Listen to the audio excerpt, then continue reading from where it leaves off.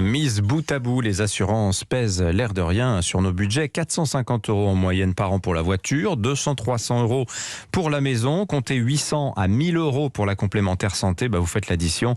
On n'est pas loin d'un mois du salaire médian. Bonjour Olivier Moustakakis. Bonjour Dimitri Pavlenko. Vous êtes le cofondateur d'assureland.com, premier site de comparateur d'assurance en France. Alors je ne vais pas mentionner non plus les assurances chiens et chats. Il y a quand même un animal de compagnie sur 10 qui est assuré aujourd'hui en France. Avant de parler des assurances, Olivier Moustakakis, un mot de votre métier à vous. Comparateur, c'est un métier qui monte. Je voyais ce chiffre. 92% des internautes consultent un comparateur avant un achat. Donc pour les assurances, mais pas uniquement. Alors tout à fait.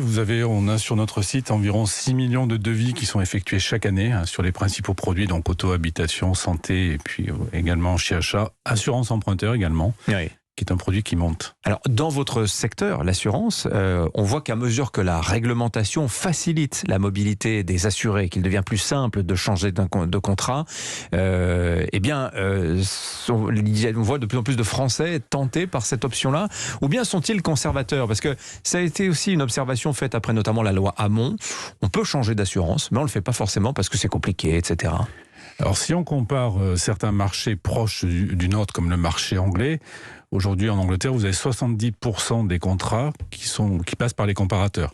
En France, on n'est pas du tout à ce niveau-là, puisqu'on est aux environs de 10% à peu près des contrats d'assurance qui passent via les comparateurs. Belle marge de progression pour vous. Donc il y a une énorme marge de progression. Après, on a des structures de distribution et aussi peut-être des habitudes culturelles en France, où en effet, or il était moins aisé qu'en Angleterre, puisque c'était un marché d'assureurs et de brokers en Angleterre, ce qui n'était pas le cas, puisque ce sont les grosses mutuelles, et de courtiers également. Ce sont les grosses mutuelles en France qui avaient la main mise, on va dire, sur les produits de masse comme l'automobile, l'habitation et la santé. Chez nous, ce sont les banques plutôt. Alors ça reste quand même les grosses mutuelles sans intermédiaire, les fameuses MSI. Les banques assureurs aussi progressent année après année. Donc on voit que la progression est environ de l'ordre de 15% par an sur l'utilisation des comparateurs. Donc on a encore d'énormes marges de progression à venir devant nous. Pas mal, une croissance à deux chiffres, 15% quand même, l'air de rien. Service gratuit d'ailleurs. Comment vous vous rémunérez assureland.com? Alors pour nous, la rémunération est très simple. C'est-à-dire qu'à partir du moment où vous faites un devis et que vous choisissez une des offres qui vous est proposée par l'ensemble des assureurs que nous comparons, on en compare environ 80. À ce moment-là, l'assureur nous paye une commission. Tout à fait. D'accord. Les assurances, il y a beaucoup d'actualités en la matière. Alors d'abord, puisque j'ai ouvert cette séquence avec vous sur la part budget que ça représente pour les Français, est-ce qu'il faut s'attendre à des hausses de tarifs l'an prochain? Et si oui, sur quel segment de l'assurance pensez-vous que la facture va être la plus importante? Alors, en ce qui concerne les assurances automobiles et habitation, on est plutôt sur de bonnes nouvelles à venir, puisque les prix devraient rester stables. Alors, plusieurs raisons à cela. Déjà, les assureurs ont fait pendant le confinement des économies, d'accord.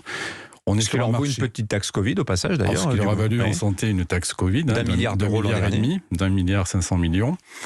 Peut-être bientôt 2 milliards. Alors a priori pas, puisqu'elle a été annulée hier. Donc il n'y aura pas de doublement de la taxe Covid. Ça a été déclaré hier. Voilà, donc ils ont fait des économies. C'est un marché, il faut le savoir, qui est très concurrentiel, très compétitif. Donc la compétition est ardue, notamment en automobile. L'automobile est souvent un produit d'appel. Donc on rentre chez un assureur via l'automobile. Donc les assureurs font des efforts pour essayer de capter une nouvelle clientèle et ensuite l'équiper d'autres produits. Voilà, donc on est un marché concurrentiel. Les lois Hamon ont fait beaucoup en ce sens, puisqu'au bout d'un an d'assurance, on peut résilier à tout moment son contrat. Voilà, donc chaque assureur, avant de pratiquer des hausses, fait quand même attention et regarde un peu ce qui se passe sur le marché, parce qu'il n'a pas envie de perdre trop de clients. Vous insistez chez assureland.com également sur le poids des taxes qui pèsent sur l'assurance. Quelle est la part justement de taxes qui alourdit in fine la facture pour les Français? Alors malheureusement, la France est un peu champion d'Europe en ce qui concerne les taxes fiscales, parce qu'il faut savoir que les contrats d'assurance ne sont pas soumis à la TVA, mais en revanche, ils sont soumis à des taxes fiscales. Alors un exemple très concret pour nos auditeurs, en assurance automobile, sur l'assurance obligatoire qui est l'assurance routière, sur la responsabilité civile, il y a une taxe de 35% qui est appliquée. 35% de la cotisation part dans les caisses de l'État. Exactement, ce qui est monstrueux, puisque le prix moyen d'une assurance routière est de 570 €. Je vous laisse faire le calcul, ça fait quasiment 180 € qui rentrent dans les caisses de l'État. Donc Là où les débats en ce moment, on parle de pouvoir d'achat, de faire des efforts sur le pouvoir d'achat, il y a un moyen très simple pour l'État d'aider le consommateur, c'est de baisser un peu la fiscalité, puisqu'en assurance automobile, tous les contrats sont taxés. Donc l'assurance automobile, c'est monstrueux. En assurance habitation, sur la garantie incendie, il y a une taxe de 30% qui est appliquée. Et sur les contrats santé, les taxes vont de 14% à 20%. Et en Europe, en Allemagne par exemple, il n'y a aucune taxe sur les contrats santé. L'Espagne pratique une taxe qui est en dessous de 1%. Donc voilà, donc il y a peut-être des aménagements à prévoir en la matière. Il y a tout un jeu d'ailleurs autour du poids de l'assurance dans l'économie française et sur le thème du pouvoir d'achat autour de ce débat qui monte actuellement, Olivier Moustakakis, qui est assez complexe, assez technique, mais sur la grande sécu. Donc je rappelle les grandes lignes du projet, il y a plusieurs scénarios qui sont à l'étude et l'un d'entre eux prévoirait de retirer aux assurances et aux mutuelles le remboursement des frais de santé complémentaires pour intégrer l'entièreté du remboursement à la sécurité sociale, avec ce reproche qui est fait implicitement par notamment le ministre de la Santé Olivier Véran que, au passage, les mutuelles, ça coûte cher aux Français et que si c'était la Sécu qui remboursait, eh bien, les Français s'y retrouveraient, seraient aussi bien remboursés et ça leur coûterait moins cher. Olivier Moustakakis, comment vous réagissez à cela ? Alors, beaucoup de polémiques, on est dans une phase préélectorale, ça n'aura échappé à personne, c'est un vieux serpent de mer qui revient. Est-ce qu'il faut, entre guillemets, étatiser ou nationaliser la santé ou pas ? Ou au contraire, faire une petite sécu et concentrer le remboursement sur certains postes il y a beaucoup de polémiques en ce moment sur, en gros, que l'État prenne beaucoup plus en charge les couvertures santé. Ce qu'il faut savoir, c'est que le système aujourd'hui, c'est un système de copaiement, donc à la fois de solidarité avec la sécurité sociale et des assureurs privés, qui in fine fonctionne quand même pas mal, puisque sur l'ensemble des pays d'OCDE, nous sommes le pays qui a le reste à charge le plus faible.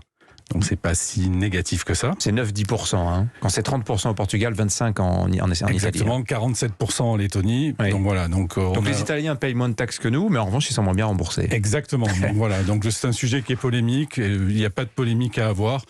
Comment équilibrer ? Il y a en effet quelques inégalités qu'il faudrait gommer. Il faut axer sur la prévention, sur la mise en place des réseaux de soins. Voilà. Après, le vrai sujet, c'est que toute situation monopolistique, quelle qu'elle soit, que ce soit publique ou privée, est toujours et n'est jamais dans l'intérêt du consommateur. Alors un exemple très simple, puisqu'il y a une situation de monopole qui va exploser en 2023, par exemple sur l'assurance automobile, les constructeurs avaient jusqu'alors le monopole sur les pièces détachées. Il faut savoir qu'un pare-choc d'une voiture moyenne gamme en France coûte 300 €, là il coûte 4 fois moins cher en Espagne ou en Allemagne, parce que justement il n'y a pas ce monopole-là. Donc surtout pour l'intérêt du consommateur, qu'il n'y ait aucun monopole, qu'il soit public ou privé, mais au contraire d'essayer d'accorder mieux et de voir comment gommer les inégalités tout en conservant ce système qui fonctionne in fine pas si mal que ça. Vive la concurrence pour le pouvoir d'achat. Merci Olivier Moustakakis. Merci. Le cofondateur d'assureland.com était l'invité Éco d'Europe Matin. Bonne journée à vous. Il est 6h50.